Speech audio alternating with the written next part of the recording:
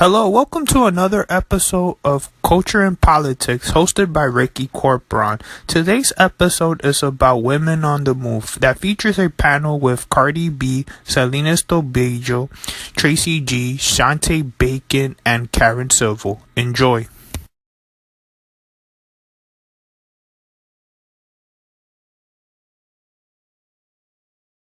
A day that changes your journey, that changes your steps, that redirects you to something more positive. Let all the motivation, all the inspiration that you gather here today lead you on your journey to success, because that's what we're all going, right? Yes, snaps. So today, I have to be honest. Can I be honest with you? Yeah. We had a lot of controversy in regards to woman empowerment and the people that we're going to have here on this stage. Yeah, I'm going to tell you. And it's not something that we at Women on the Move haven't encountered before. I remember in Lehman College when we had Tivieri Jose on stage, and she was telling her story. And someone in the audience said, "How dare you have someone who shows their ass on magazines as an empowered person on your stage?" So I had to put them on. And I had to let them know that she wasn't being objectified, but she was being empowered. And she was showing us that same empowerment through sexuality, of course. And why not? As women, we do have sexual power, correct? We do have intellect, correct? We have a nurturing spirit, am I correct? So then why should we deny one just to highlight the other? It does not make us whole. So I was really excited for today. Amber was really excited for today. We were just like, you know what, we're gonna let them know what we've been about for the last 10 years. To let you know that we haven't just been showcasing or highlighting one side of the woman, but all dimensions of the woman. Which I know you all from those, yes, I know you know what I'm talking about. Yeah. So what I would like to do at this point is to actually get our panelists here on the stage.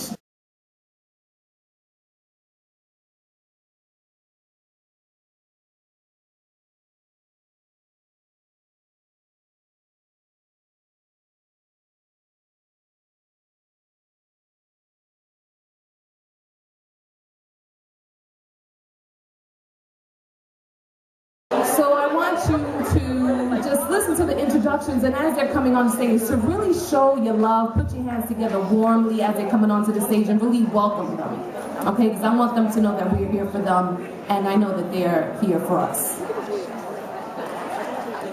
Our first panelist is Celines Torbio.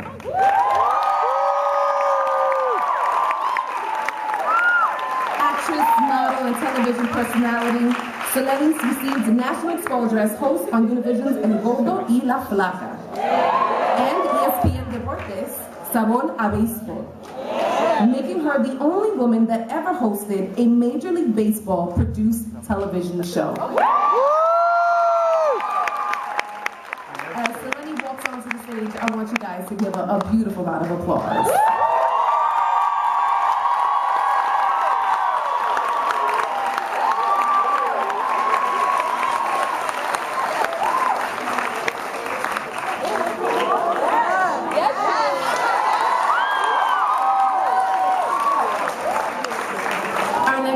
Onto the stage is Karen Civil.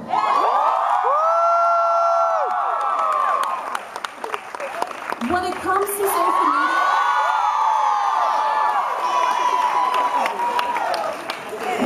to social media, Karen Civil reigns supreme.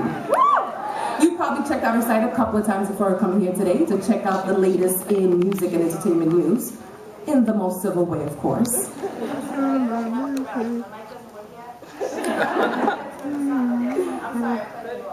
Hello? Oh my gosh, I'm sorry, I'm cutting up. I'm loving all the crowds. Absolutely. So many things. Just want to say hi real quick. She has helped brands like Beats by Dre and artists like Nicki Minaj connect to their audiences via her website, KarenCivil.com.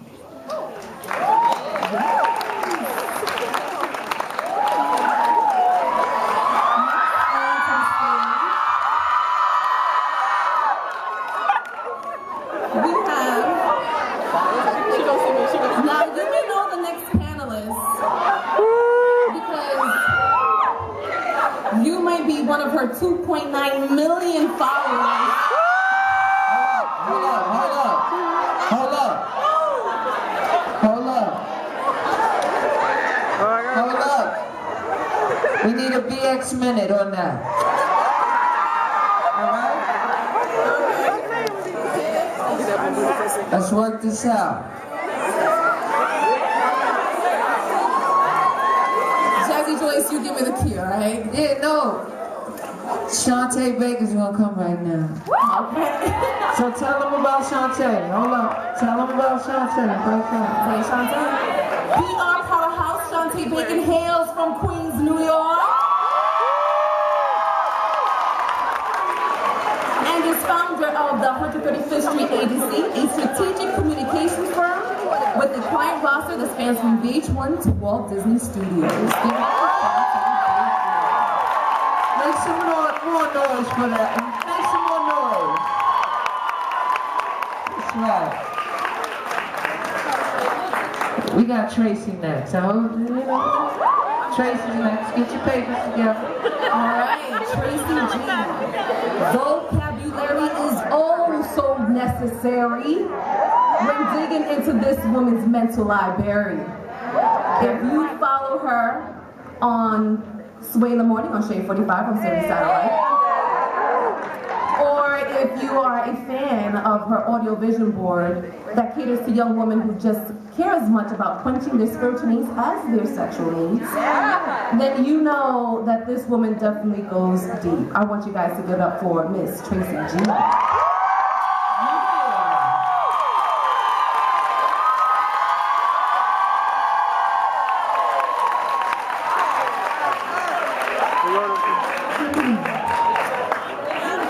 Okay. Can we try this other one again? Are you ready? Are you guys ready?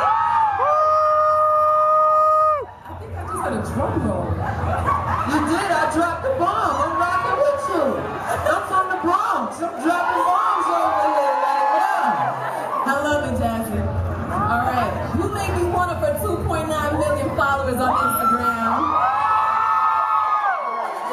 Or a fan of her role on VH1's Love and Hip Hop.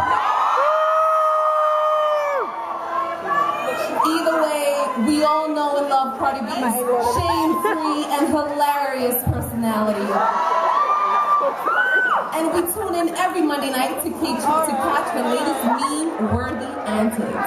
Everybody, please put your hands together and give a warm welcome to Cardi B.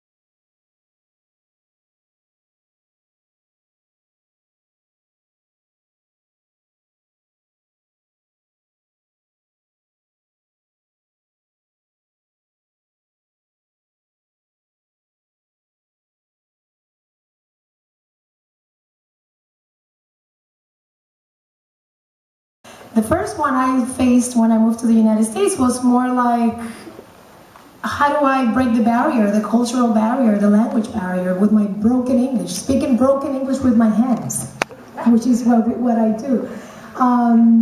From that to having to mentor underprivileged girls in my community, in my country, to then just smiling at the haters one. Wow, men. The industry I work as a producer and actress in America and now in the United States, it's dominated by men. Thank God of a lot of women that are doing what we need to do to stick out, to put our names up there, but it's mainly dominated by men. And these men, they hate the fact that you lean in, that you went and you did it and you're a doer. We are doers. And for me, that was one of the biggest challenges doing the films I have done producing. So those three challenges, the cultural barrier, dealing with men that don't want women to be doers, and then smiling at haters. I love it. Karen? I think one of my biggest plights and challenges is definitely being in a business, a male-dominated industry. You know, for some reason, it's that notion that females can't get along. But my biggest issue was men wanting you to be good, but not great. You know, if you're passionate and you speak with conviction and, you know, you have a belief system, people label that as being or too hardcore.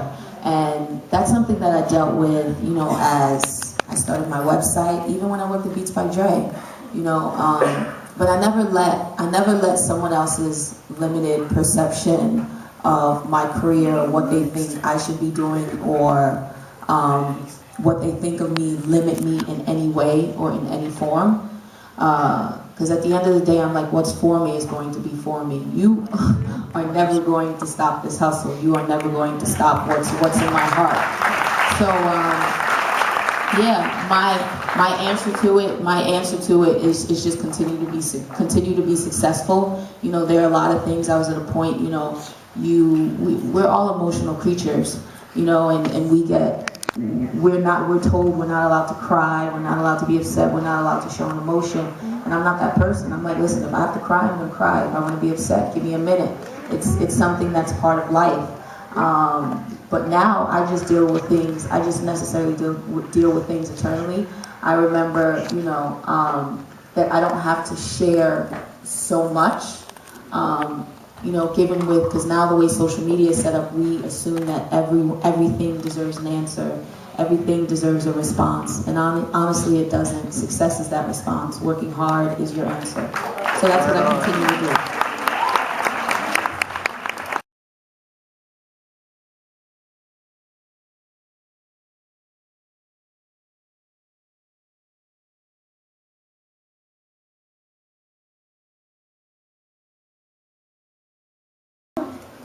You know what? I feel like before I go to any type of meeting, any business meeting, and as you guys, as a student looking for a job or anywhere, I feel like before you go in, you really got to prepare yourself. Like, you really got to do your research on who you're talking to, and whatever you're going to talk about, make sure you know it. And then again, you are a girl. And I feel like as a girl, you have a little bit full of advantage. Like, for example, I know when I go in a room, a guy look at me, and I know they look at my body, I know they look at my face, and I know how gullible sometimes men could be. So when a man talks, I look at them, I smile, and I be like, oh my God, you're so right. But you know what I think it would work? I think this and that would work. And they be looking at me like, oh damn. She know what she's talking about. You gotta like show these men like, oh yeah, like you're pretty. That's what you need to do. Even if you're not pretty, act like you're pretty. Act confident.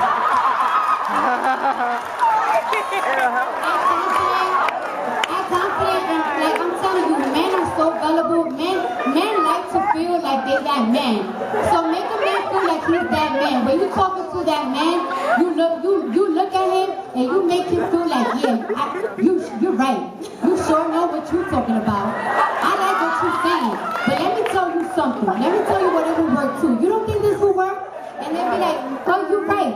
I feel like you need to compliment them a little bit. Because that's what men are. They like compliment. They like to feel good. But you need to let them know you know what you're talking about as well.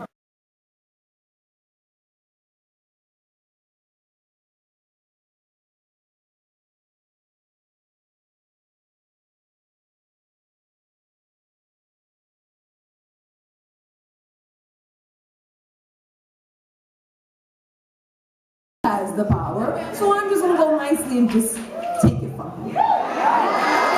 You know, if you want to know something, I really think that men hate, well, not all men, but some men really hate strong women. And sometimes I feel like men hate that you think you just as smart as them. Like, who you think you are that you smarter than me? So it's like, you know what? I'm going to act all gullible and cute. And yeah, I'm going to give you your little, I'm going to make you feel good, whatever. But let me tell you about myself. Let me tell you a little bit about myself. Let me tell you what I think it should work. And then it's like, oh my God, you smart and pretty. So I just want to make sure, fellas, you still with us, right? Yeah. Okay. So on this panel, we've been talking a lot about putting idea of being a woman to the side, especially if it's going to be something that's going to hold us down or be negative on our psyche. And really enforcing dedication and working hard and having the best work ethic. So can we talk about that a little bit? What does your dedication look like? What is dedication? What is committing to something? I know a lot of young people out here that, you know, they're working really hard, they're at their internships, they're at their jobs, and they feel like they're giving their all, and it's not meeting for them. They're not finding that success that they need. And sometimes you get discouraged, am I right? Yeah. You have some discouraging moments, and so can we talk about dedication, commitment, and pulling through in those discouraging times? Cardi B, I'm starting with you. Well, that homegirl over here said, you know, sometimes you look at your Instagram and you see these girls with they Birkin bags and their shoes, and it's like, damn, I'm busting my ass at school doing all these works and whatever. And this girl's getting everything, like, damn, I want to be like her. But you know what? But at the end of the day, like, for example, like a girl like me, I'm popular. I feel like I'm popular, and it's just like I've been an entertainer, like I've been a video vixen, I've been a dancer, but I feel like crap sitting next to a woman that went to college, is a goddamn, she's like, it makes you feel so low. And trust me, a lot of women that is in my position feel so low. Like really, education is everything. Even when I was dancing, right? Certain things that I learned, I went to college for a whole year. Certain things that I learned, there's a lot of men that is doctors, lawyers, teachers that went to where I work at, and it's like, oh my gosh, you do this and that. I learned that in my class in political science. I learned that, you know that? It's so crazy. Like, education really could take you far. Even men, they be so surprised when the girl is so smart. They be like, damn. But dedication also means to focus and have realistic expectations. Because I've been where you are. I have come to panels looking for answers and saying, oh yeah, it sounded so good, I took all my notes. And then you go home and then you compete with your sister, or you judge your mom, or you just feel really bad because you don't have what you see on television. It's about you, your spirit. When they say that happiness comes from within, it is true. You first have to accept yourself. And it's a constant dedication to accept who you are. And remember this, who you are inside has nothing to do with what you own, but your belongings. So just focus on your dreams as a human being, because fame is a number. I can do the same thing with 1,000 fans in Facebook than Angelina Jolie is doing with 1 million. It's what we do with that matters, right? So don't follow the number, follow the journey, and have the end goal always in your head. Because when you're standing in a room full of women that you admire, or other in a job interview, don't let that person, big title, that big label, diminish your spirit or your strength. I hate labels. Yeah. No one label me because I act, I produce, I'm a wife, I'm a daughter. I can clean your floor right now if I want to, because I know how to do it. And let me tell you, everything, who wants to be an actress here? Who wants to be an actress? Anything bad, sad, wrong that is happening to you, welcome it. Because that's character. That is sensory memory that you're going to use to act. So take that as an advantage. You write things down, and the vision board we were talking about before, yes, have a vision board, because I do believe in the power of visioning your future and attracting it, the power of attraction. Yeah, I agree with everything you said. I think now we unfortunately, we live in a world now, because of the way social media is, we look for instant gratification. We think, you know, success before, we didn't focus so much on age.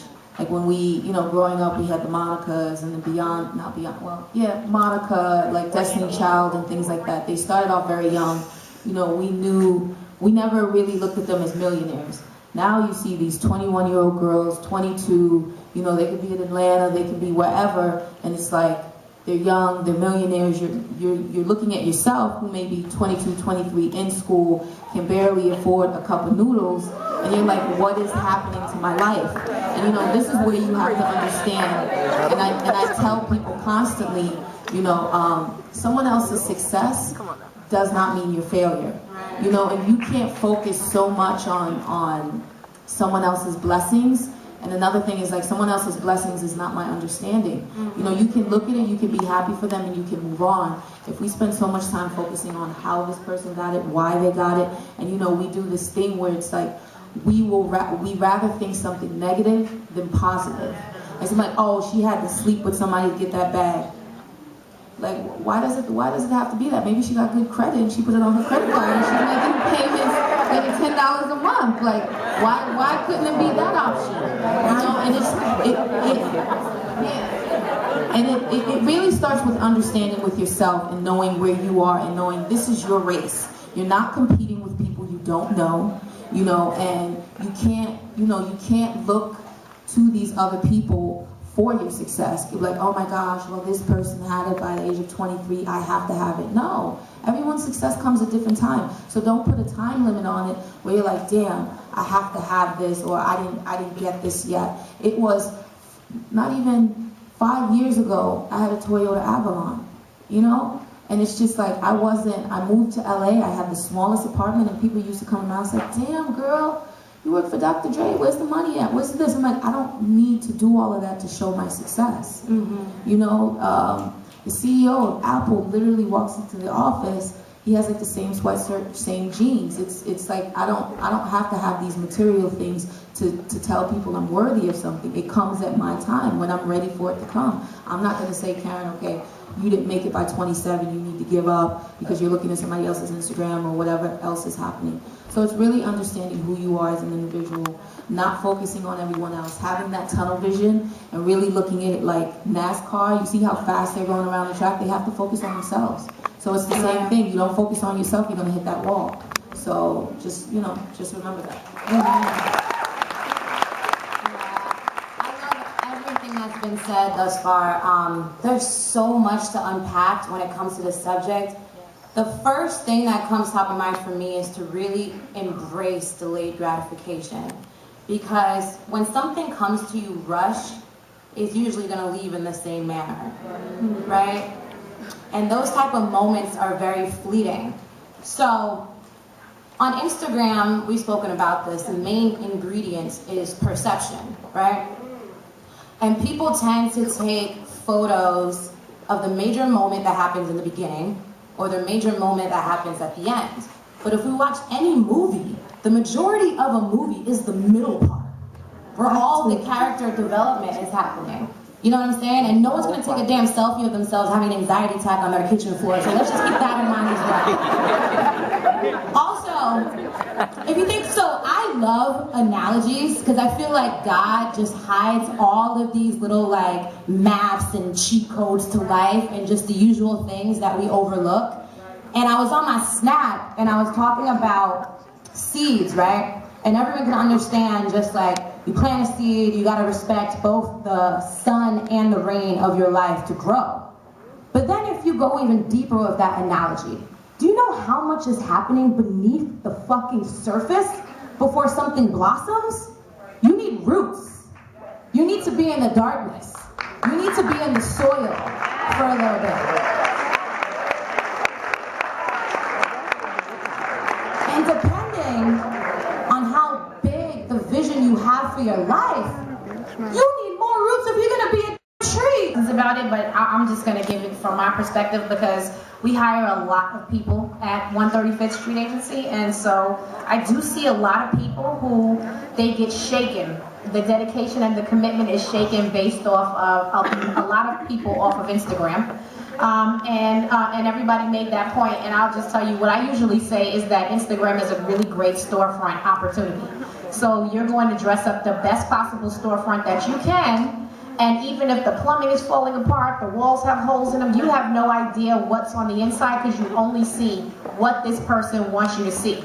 So like Karen said, you know, there's so many, you know, young people that we'll see who started out young and they're millionaires, and sometimes when you peel back the layers, people who everything looks on the outside like they have Birkin bags and Louboutins and all of that, their financial situation may not even be as good as yours because they're spending more than you make. You can be a millionaire, but if you make 10 million this year and you spend 20 million, you have as much as the person next door or where you used to live. And so, you know, that's one thing to keep in mind is that there are some people who I really feel sorry for who their entire lives are built around trying to impress people.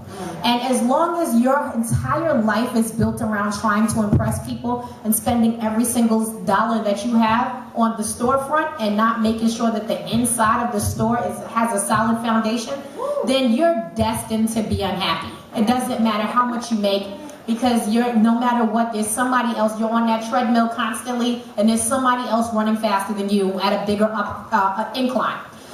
So that's one thing to keep in mind. And one way that I feel like you can combat that so that you don't fall under the Instagram spell or whatever social network you choose to look at is just to remember that what you're looking at is what they want you to see.